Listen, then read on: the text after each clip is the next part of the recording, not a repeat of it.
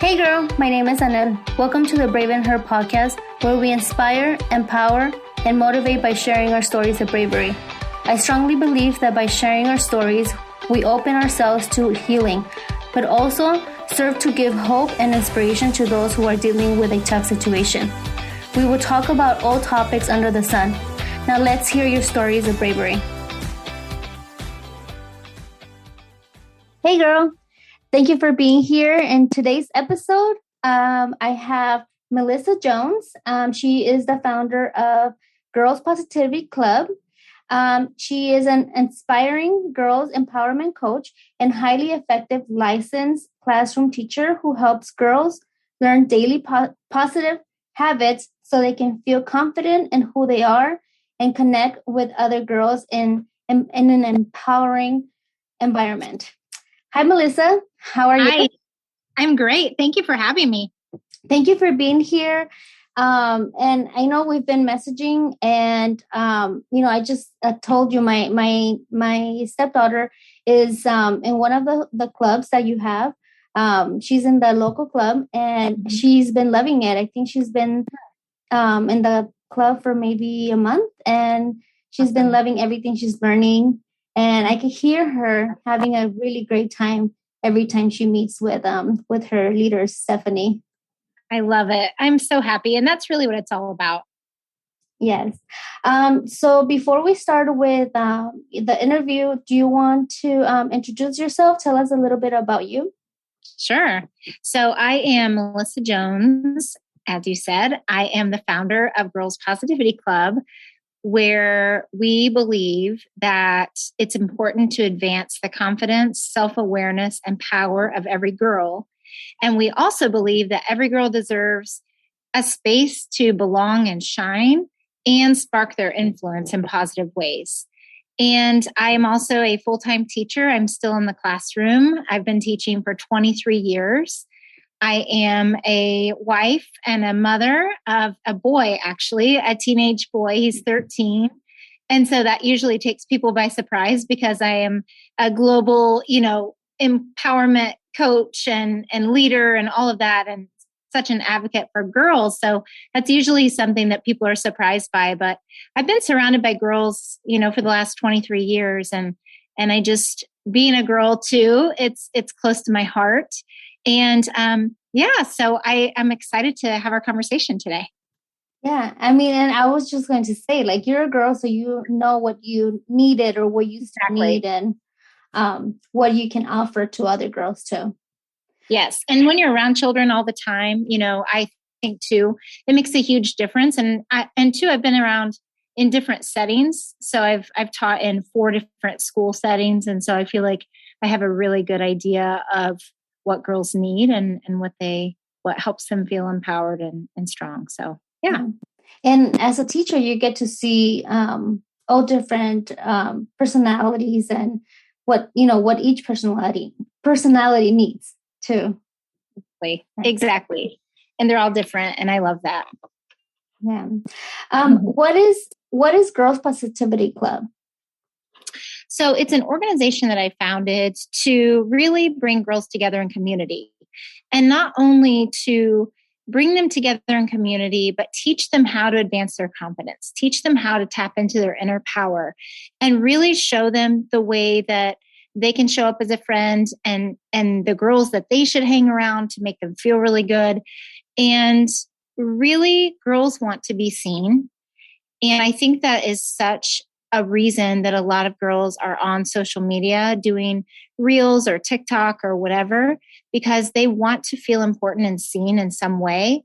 And Girls Positivity Club gives them that different outlet where they're learning the habits that are going to help them just feel good about who they are and be around other girls and just build that sense of just confidence and trust in themselves, and also learn how to do those things, how to manage, stress in healthy ways, how to tap into their inner power, and how to be visible and be a leader without having to stand in front of the class, and how to just know who they are as a person, as a girl, and their identity, and be proud of that and not have to feel like that they have to be like other girls. They can be their own self, but also they can learn about other girls, and they can see that they don't have to compare themselves to other girls and think that they're better than or less than or whatever. They're who they are. And that's what's really important in the community. They have fun, they learn how to do these things, and they build like a little community that is powerful. Yeah. And yeah, I think it's important to teach them the, self-confidence, and because that's what sparks everything else, right? That's what starts everything else. Once, they're confident in their own skin, their own, thought and everything, just confident with themselves, then they'll have the confidence to be, a leader, or to encourage other women or other, girls around them.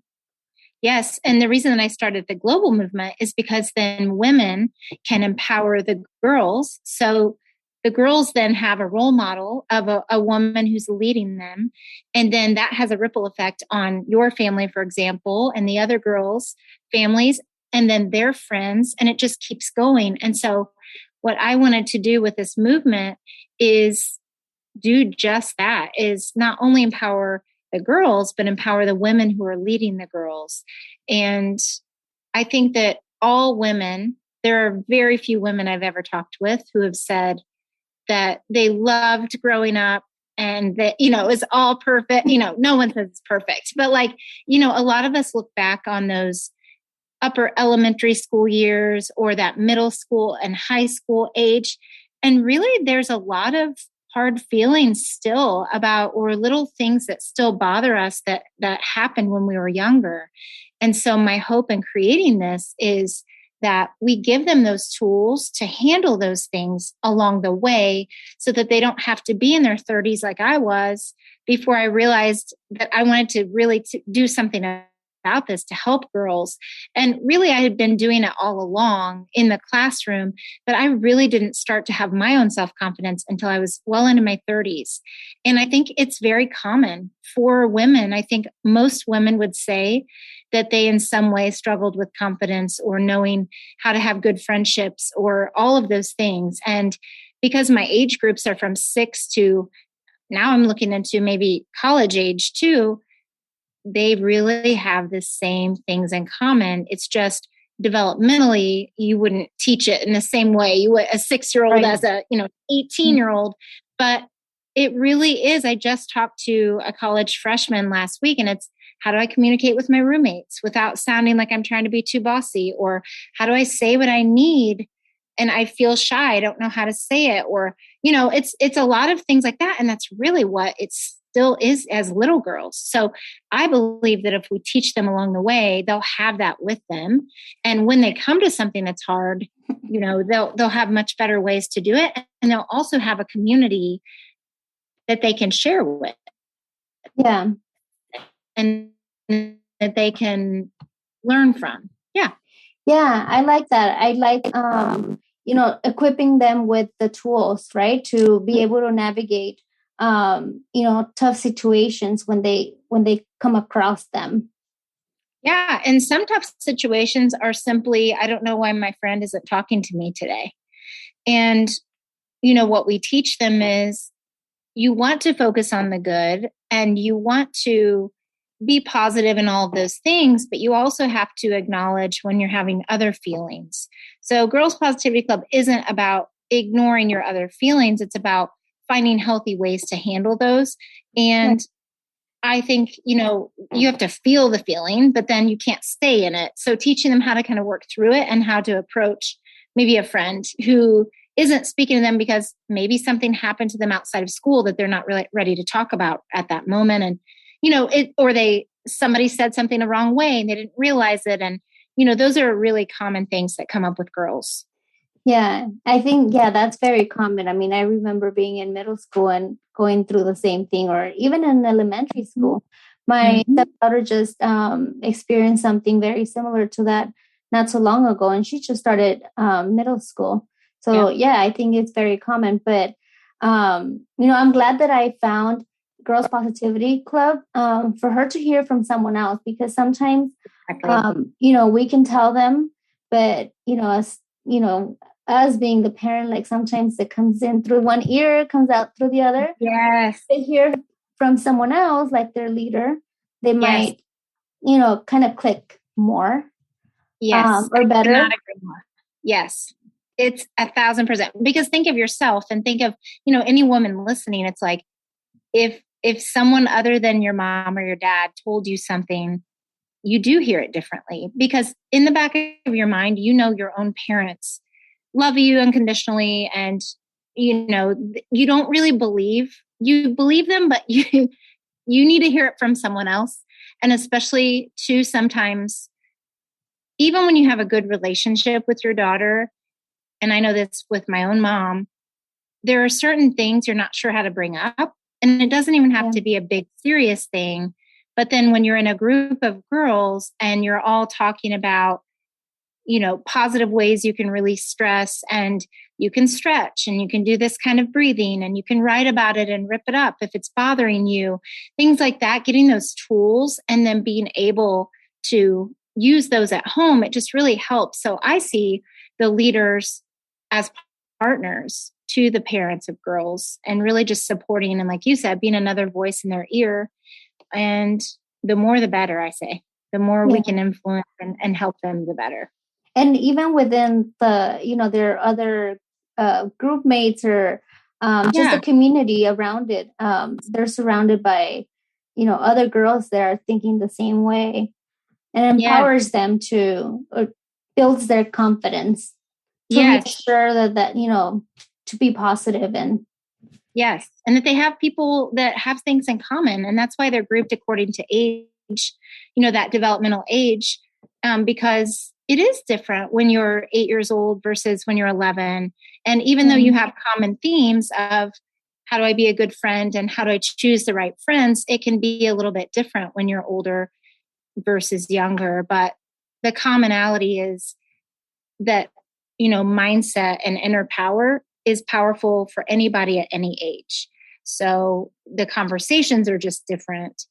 The younger kid conversations are more about siblings and about recess and friends and things like that. And then as they get older, it just changes a little.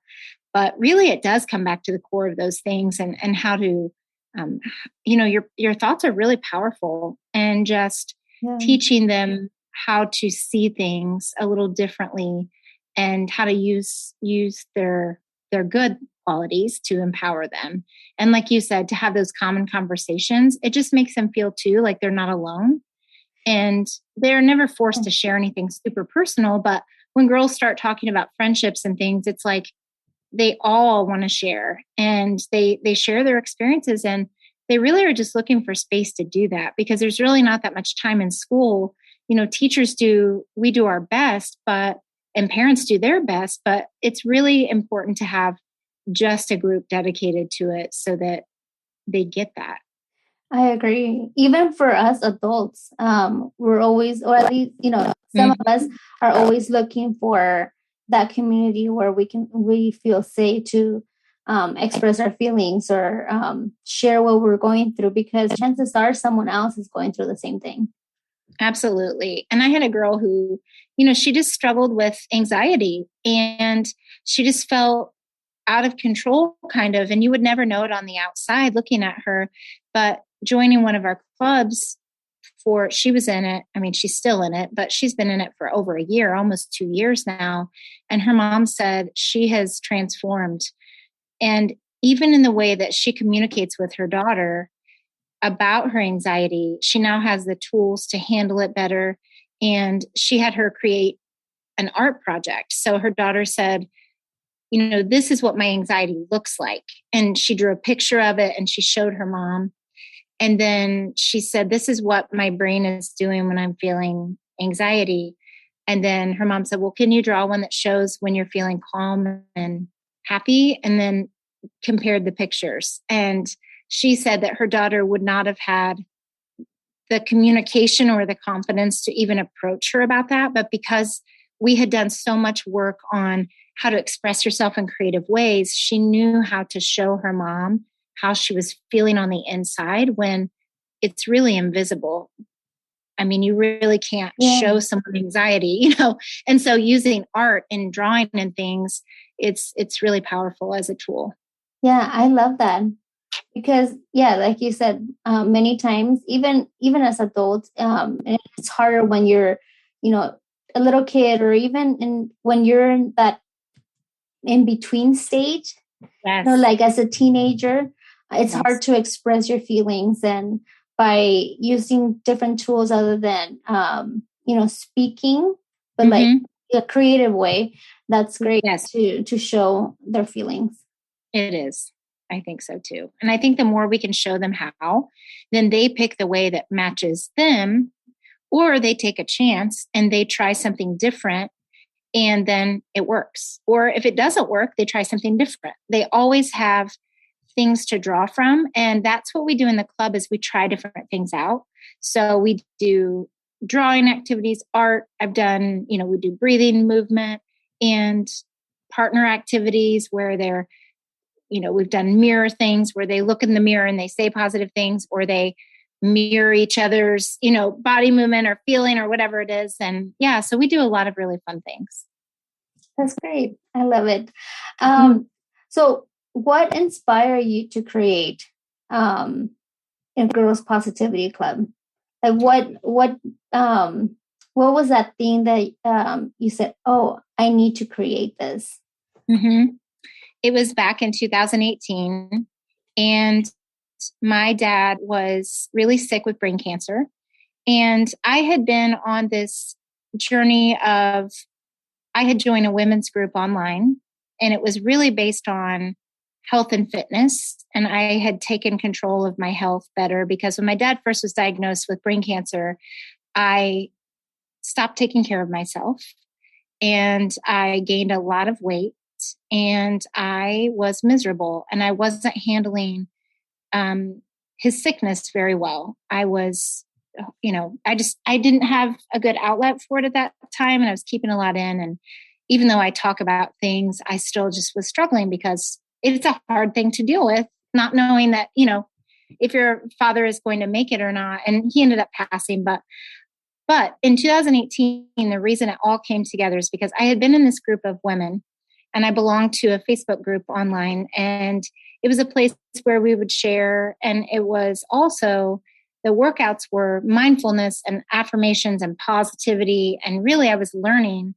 how to build my own confidence, not even about my body, but feeling confident and taking control of my life, and surrounding myself with positive women, surrounding myself with healthier foods. And I wasn't working out hours a day, but I was doing it, you know, like 15 minutes a day, and I was finding success. And I felt like I could manage that, because as moms, you know, we get so busy. It's like, we don't have time to do a lot of things.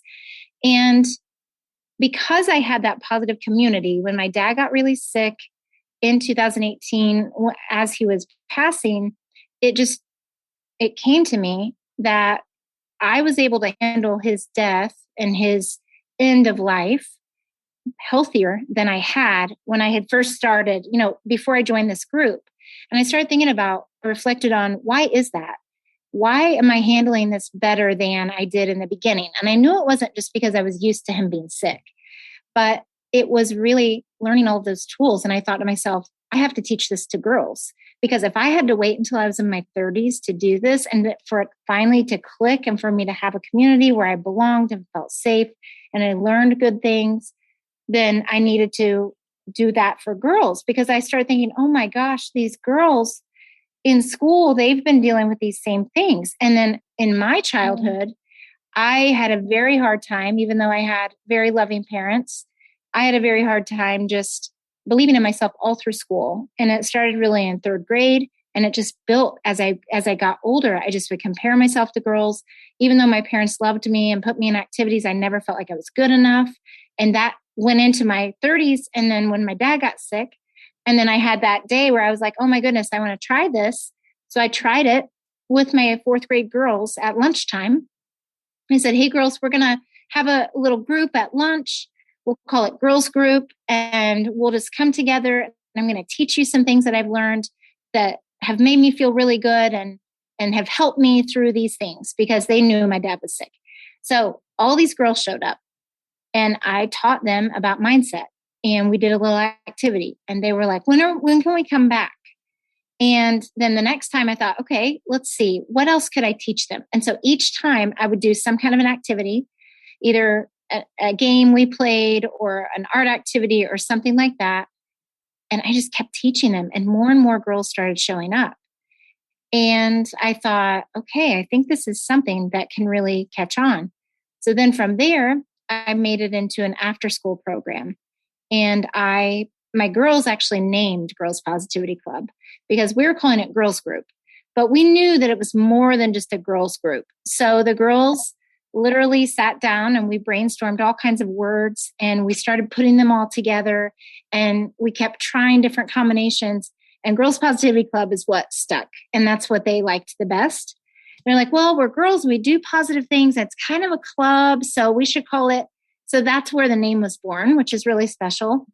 And yeah, it grew from there. And then when COVID happened, I just moved it online and I kept supporting girls that way. So I was running all the clubs myself. And then I started growing. I thought, this has to be nationwide, worldwide. So I want to impact a lot of girls. And so then I started thinking about how I could create a global movement. And then I started planning all of that and getting leaders like Stephanie and all the other really powerful women that I have. And yeah, and that's where we're at right now. And it's continuing to grow. And I'm getting ready to start a Facebook group for moms of girls and dads of girls if they want to join. And yeah, so that's kind of the long story of how it kind of started. But I'm glad you started, because it's a great thing that you're doing. Thank you. Especially I think it happened in the perfect time, because right now we're going through so much negativity in the world, and more than ever, girls and boys, kids in general, need this extra support and just a positive mindset, or teaching them tools how to navigate all this negativity that's going around in the world right now. Yes, I couldn't agree more. That's exactly why it's the perfect time, and that's why it's so motivating for women to get involved too, to be leaders, because they also want to impact the world in positive ways. And by starting in your local community, you're able to impact girls in your local area. And that's really powerful, because you're giving back to your own community and know that you're having a positive influence on those girls. So I think it's really special. Yeah. And imagine like more and more girls in the community start being a part of this group. And, as a result, you're going to have more positivity within your community. Yes. And that's my goal, is that it has this ripple effect on the world. And then as the girls get older, they'll know that they can do big things, and they'll have a support group where they will be cheered on. They won't be put down for, oh, look at her, she thinks she's the best and whatever. It'll be like, go, the girls, that's what I want, is for them to cheer each other on when they accomplish something. Yeah. And so then they will become, my thought and my dream would be that the girls that are in the clubs now would be the leaders of the future, and hopefully run their own Girls Positivity Club. I hope so. That would be great. Teaching the next generation and then the next generation. Yeah, I would love that. So in your, I think, I'm not sure what this is called, but I think your bio, or you have some talking points, and one of them really caught my attention: the intentional complimenting.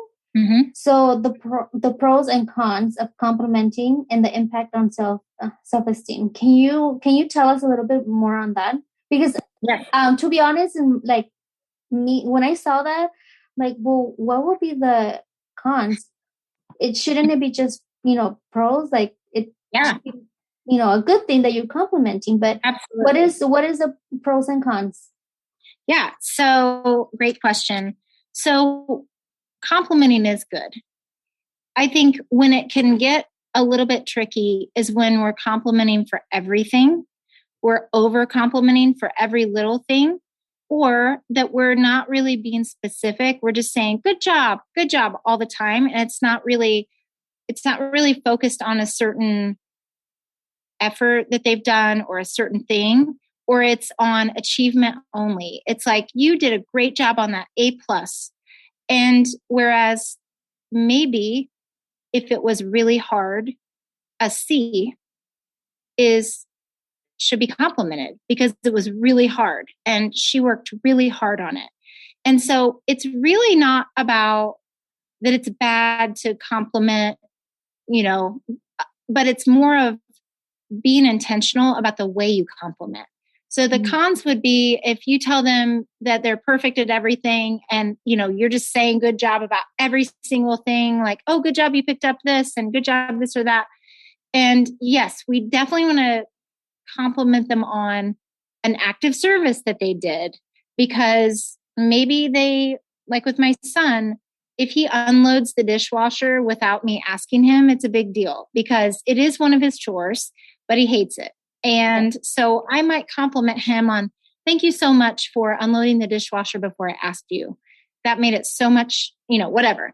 And so like being very specific in your complimenting, I think is what adds power. And also, like I said, not only just complimenting on achievement. Now, of course, we should say great job on the A+ or whatever, but I think we also need to be mindful of not only complimenting on achievements, or you did first place, you got first place, great job. So being mindful of like when there's effort involved, complimenting on that too. And I'm not saying that you should compliment for every single thing or last place or this or that, but maybe last place, if they tried their hardest, maybe that is still a time to compliment them and just the progress that they make. Because one thing that girls tend to struggle with more than boys is people pleasing and perfectionism. Those are two of the top things that make girls think that they're not good enough. 7 out of 10 girls surveyed in a Dove like national survey, they do those self-esteem and self-confidence. They did a big research study and they found that was the thing that was the hardest for the girls is they want to people please. They want to be perfect at something, even if the parent is not pressuring them. And so I think we compliment them on a pro would be compliment them on their progress and notice when they're making progress on something and compliment them on the way they're acting toward others. So if siblings are, fighting like siblings do, and they tend to maybe not get along and on car rides, and maybe one time they're both being very kind in the car. It seems like everything happens in the back seat. Like it seems like craziness happens in the back seat. And my friends who have multiple kids tell me this. And even with my own son, I'm like, what is happening back there? But, saying that was such a peaceful car ride, whatever. So I think those types of things that you notice them doing and things, and also just a lot of times girls are they're always kind of looking for approval of other people. And if we can compliment them on when they stand up for themselves, when they're really strong through something, when they share something scary, or they take a courageous step, like it doesn't even have to be anything that's like life or death. But for some girls, raising their hand in class is a big deal because I even asked my class recently, how many of you only raise your hand when you know the correct answer? Almost every hand went up. And it's like, well, what if you raised your hand, you didn't know if you had the correct answer, you thought it might be, you weren't sure, and you asked it anyway, or you said it anyway? Wouldn't that make other people be brave to raise their hand even if they're not correct? And so it's conversations like that could be, you were really brave when you offered to go first when no one else knew what it was like to jump off the diving board, or you stood up for yourself in a respectful way. You said, I don't like it when you say that to me. Or you told your friend that she hurt your feelings when you were scared to do that she wouldn't be your friend anymore. So to me, those are the types of compliments that are really powerful. And I think that's where the power in complimenting intentionally comes in. Yeah, that makes sense. Yeah, like when you're complimenting just to compliment, sometimes it can have, sometimes you just say a compliment, but it's not genuine. Exactly. Yeah. Yep. And even though we love our kids, we mean well sometimes. And it's not like it's going to hurt a child if you're saying good job, and it's not super specific every single time. But I think just being mindful and intentional about the way we compliment our kids teaches them more and just helps them notice that you're paying attention to not just the A+ or not just the achievement, and more about their character and who they are. Yeah, that's so true. And then, so the next thing is the 3 creative communication techniques. Can you give us, those 3 communication techniques just as a tip for moms who are listening, or aunts, or neighbor, friend, somebody that has a girl in their life? Absolutely. Well, one of the things that I think is really important is having, like you said earlier, other ways to communicate besides just talking. And sometimes the talking happens during a bonding activity. So, for example, if you invite your daughter into the kitchen and you make a meal together and you ask her just about her day and you just start chatting, that is oftentimes when they will just talk about small talk at first. And then all of a sudden they're talking about things that you didn't even think they were going to bring up. So something that happened at school that comes up and you're like, oh my gosh, I didn't even know that. But you're chopping carrots, so it doesn't seem as scary. And you're making a salad, and you're teaching them how to do a little brushed on barbecue sauce or marinade or whatever it is. And you don't even have to do anything fancy, even if it's just making a quesadilla or making a pizza together or whatever. It's the act of doing something while you're just talking to them about, what did you think about that? Maybe it's a show that they watch and you ask them about an episode of their show. A lot of times they'll talk about that a ton. And so that starts the communication, It's like, that show you watch, tell me what the last episode was. Tell me all about it. I know you love it. What's great? And so they start telling you about all the characters, and then they say, well, what do you like, mom? Or auntie or whoever. And yeah, so I think anytime in the kitchen is really good, or any kind of a bonding thing you can do together. And sometimes even in the car, you can just start talking. And for some reason in the car, it just starts this conversation.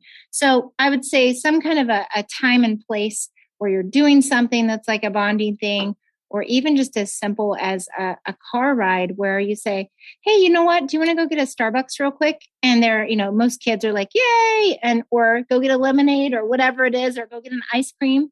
And before you know it, you're eating the ice cream, or you're drinking the lemonade. And it's like, wow, you're having a moment where they're just talking to you and communicating in a way. Now, those are still verbal, but it still gives them a different way of doing it, because you're also doing something else that they enjoy and that they're, bonding with you over. And then one of my very favorites, I call it the interactive journal. So basically you just get any kind of a notebook of any kind, or you can even get paper and staple it together. Like, it does not have to be fancy at all. And you write back and forth to each other, kind of like pen pals, each day. And what it does is it's a written conversation, and it can be about literally anything. So I tried this with my son because I wanted to see if it would work with a boy, because I knew it was effective with girls. But I thought, you know what? I want to test this.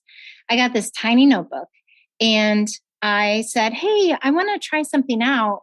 And he's, a 13-year-old boy. He was 12 at the time, but he was a little bit skeptical at first. But he was like, what is this? And I said, well, we're just going to write back to each other, back and forth, and just have conversation. You can tell me about your latest video game or your football game, or you can tell me about school, or we can tell each other jokes. Like, it can be literally anything.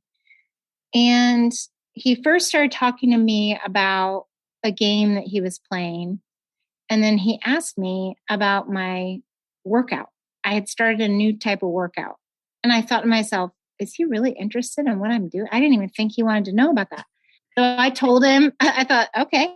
So I wrote to him about it and I told him what I was doing. And then I asked him a question.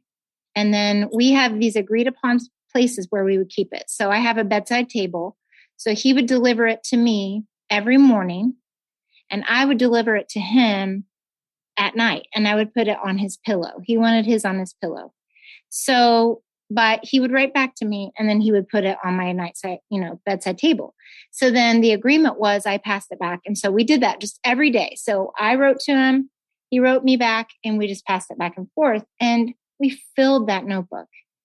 And we talked about all kinds of things that I never thought we would talk about. And it wasn't even anything super serious, but it was so special because it allowed us another way to talk. Right. And you said earlier, sometimes it's like one thing goes in one ear, not the other, or they say their day was fine and they don't really want to talk. And then you're trying to figure it out. And then you feel like you're doing like this big interview with them where you're asking them a million questions and then they get annoyed and then they end up, my son anyway, ends up like leaving the room and it's like, what just happened? All I wanted to do is talk, it's like, right. So I love the journal and it can be, and if you want to make it fancy, and I've even had girls that say that they've drawn pictures back and forth, or they start a story and their mom finishes the story, or they add on to the story. So really the only caution I would say with that one is you don't want it to be a journal where it's like, write to me when something's wrong. Write to me when you're really sad. Write to me when there's something, whatever, serious at school. Because what happens then is that makes the journal really heavy. And it makes the daughter feel pressure. And it didn't even ever occur to me that would happen.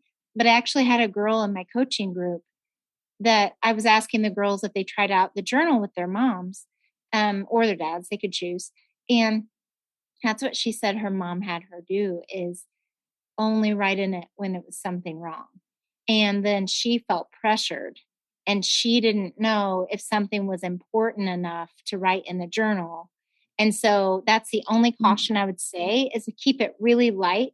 And if something needs to come out and she wants to say something in it that is more serious, it's okay because you're already used to passing it back and forth anyway.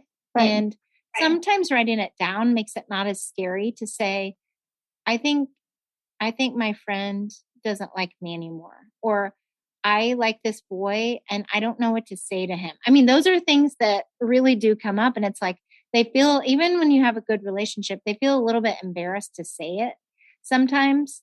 And then this allows you to have a space for doing that. So that would be my number 2. And then my number 3 of communication is the 5 love languages.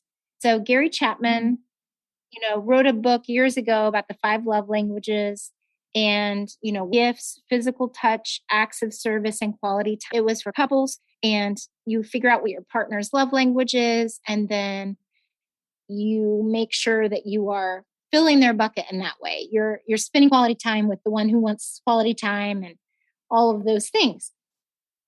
But he developed over time love languages for children. And there's actually a free quiz online. If you go to lovelanguages.com, there's one that's for children and for teenagers. And you ask your kids a series of questions, and they're more kid friendly. Obviously the adult one with couples is more, it's adult, but it's still really good. But what's really cool is it's a good way to communicate with your kids to find out what their love language is. And then you use that to communicate with them. So they may think of, if like for my son, for example, he's a quality time and gifts. And for me, gifts is last on my list because I like a gift, and I'm thankful and grateful when I get a gift. But the people who love gifts, it doesn't mean that they're greedy. They like the thought behind it. They like the surprise. They like that the person thought of them enough to get them a gift. And so I have to be really mindful of that because it's also my husband's. And that's something that is a communication tool, because getting them a little gift is a way to show them that you thought about them and you love them and you're communicating in that way. Or if it's acts of service, maybe you help your daughter organize her closet, or you help lay out her clothes if she likes that, or you make her a special snack. And it's not that you do everything for them when it's acts of service, but it's doing those little things, because that really taps into how she feels loved. And it's another way to communicate that with your child or your daughter. And the others are, words of affirmation, telling them positive things, leaving little notes for them. I've had moms who have written on their daughters' bathroom mirrors, like positive little messages, and just finding ways to show them with words. And then, physical touch is the one where, you give lots of hugs and high fives, and, maybe you even go and get like a little manicure pedicure together, and that's still like a special thing, and that would be a good bonding thing. And yeah, so you just think about different ways you can do that. And I have all of that in an article that I'm happy to share with you. Yeah, that'd be great. I can add the link in the show notes. So yeah, those are really great tips. For number one, for us is the car ride and like a walk. Mm-hmm. Absolutely. And then for number two, I've been telling her that when I was in middle school, high school, I used to pass notes around. There was no texting, nothing like that. I was just more having a conversation with my friends through just passing notes. But I never thought about implementing that or using that tool to communicate. And then the last one, I never thought about kids' love language. I know. My husband and I have done the test a few times. And we both are words of affirmation. Okay. So now I have to do it for my stepdaughter and see what her love language is. And it's funny because that's great that you're both the same love language, because, if she ends up being something different, it is one of those things you're like, oh my goodness, maybe that's why we've felt a little bit more disconnected lately, because I haven't really spent much quality time with her. Or if you have, that's really good. I'm sure you have, or acts of service. I had no idea that she wanted me to do little things for her. Yeah. And so I think it's really important, and it's really quick. It's like maybe 12 questions. And I teach the girls in our clubs how to learn that about themselves, because I think they need to know. And they also need to know how to ask for what they need and not feel like that's being too pushy, because I think it's different being aggressive and assertive. And I think that when girls are assertive, they can be kind of seen as aggressive, and that's really not what they're trying to do. They're trying to express them what they want. Yeah. And be leaders. And sometimes for girls, they're not seen in the same way as boys. So yeah. And learning your love language also goes back to your confidence, right? Yeah. Because it will help you build your confidence, because you know exactly what you want, right? Yeah. And knowing their friends' love language, that it would be really cool if they knew even what their friends' love language was, because I think it's important for them to know that in their friendship relationship. Because if a friend is, a lot of times when girls are having conflict, it's normally a disconnect in some kind of thing like that. It's like, well, you didn't spend time with me at recess today, and I thought that meant you were mad at me. And the other girl, who's maybe words of affirmation, might think, I just wanted to play with this other girl, and I didn't even know you kept track of how much time we're spending, So It's something like that, to where it can start to feel like, oh, and then maybe the other friend would say, well, how about if I hang out with you this amount of time or whatever? And some kids do this whole thing where they plan out who they're going to play with, and then they say they're going to play with someone else the next day. And then sometimes they all play together. So it's like it's a whole social thing that I see every single day. So yeah, it's funny. Oh, kids are funny. Yeah. And like quality time is also sleepovers as friends.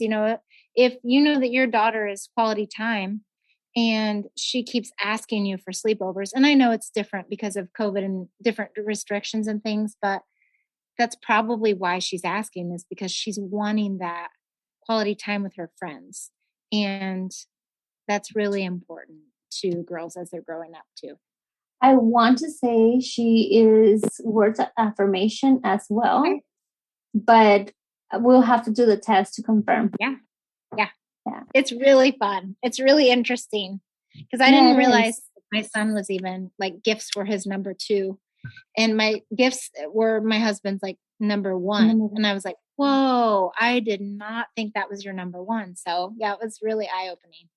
And see, many guys feel or think, I don't know, I guess they think or they have the assumption, right, that most girls like gifts. But, but if, like you said, if you're like in my example, words of affirmation, a gift means nothing to me if you're not giving me positive words or words of affirmation. Yeah. And like a nice card that's really thoughtful and the wording of it and everything. Like, yeah, if that's not with the gift, then it just seems like when your words of affirmation that unless they say something really sweet, that it's like, yeah, hard to appreciate, I guess. Yeah. So do you have a word, quote, Bible verse, song, or something that motivates you when, or motivates you or lifts you up when you feel like giving up? Yes, all the time. And I think in my hardest times, a very simple, just 3-word phrase is keep on going. Keep on going has been in the back of my mind. I always tell myself in my mind, keep on going, you can do it. And one recently that I learned is how much better can it get? So instead of thinking, sometimes even when you have that positive mindset, you have these big goals, these big dreams, and you start thinking, it's harder than what you thought, and you have all these other things to do. And you just think, how much better can it get? Like, what if this could get really good? What if this, so just like shifting that has been really important for me. So I'd say those things are ones that kind of circle around because everybody has days and you've got to have those things to go to really quickly. And I think too, I have a lot of them, but just saying you can. I think just saying you can and keep going, you can do it is very simple and it's been very powerful for me. And I say that every day to myself. Yeah. I love it. I love the keep going because you can have a bad day, but not a bad life, right? Exactly. Yeah. And that one's been my staple, like my go-to for a very long time. Yeah. And just keep moving forward and yeah, a lot of them, but yes, that's probably my favorite. And so lastly, where can we find you? Where can we find more information about Girls Positivity Club? Where can moms, aunties, grandmas, sisters, friends that have a girl in their life? Where can they find more information to maybe get involved or register their girl to be a part of Girls Positivity Club? Yes. So thank you for asking that. girlspositivityclub.org is my website, and it has everything there on the front page. There is a spot where they could sign up their daughters, where they could subscribe to tips and free things. And they can also look into being a leader. I have a form they can fill out for being a leader if they're interested in doing that. So yeah, my website has all of that. I have videos and different things on there that they can check out. And then across social media, Instagram and Facebook, I'm Girls Positivity Club. And so I just kept it very simple and so that everybody can find it very easily. And I'm going to be starting a free Facebook group for parents of girls to join, where I'll be teaching tips like I taught today and bringing in guest speakers and just different things to really help and support parents of girls, because and even like you said, aunties and people, grandparents who have girls in their lives that they want to positively impact. And so that's another way that I can help. Yes.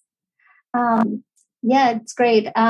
So thank you so much, Melissa, for coming on, the podcast and sharing all the wonderful things that you're doing and the impact you're doing with girls all across the U.S. and hopefully soon it will be globally, and many girls around the world can join.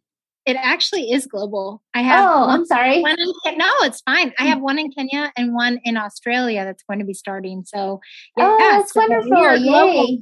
I know, but yes, I agree. And worldwide is the goal, and I would love to be impacting girls in every country. And so every country on every continent, that would be the big dream, so that we can just really give girls what they need, and that will change the world. That will truly change the world. Mm-hmm. Yes. Thank you for having me. Thank you. Thank you so much. Thank you so much for listening. I hope this episode inspired you. If you like this podcast, please share on social media and tag me on Instagram @TheBraveInHer. I would love to hear your stories of bravery.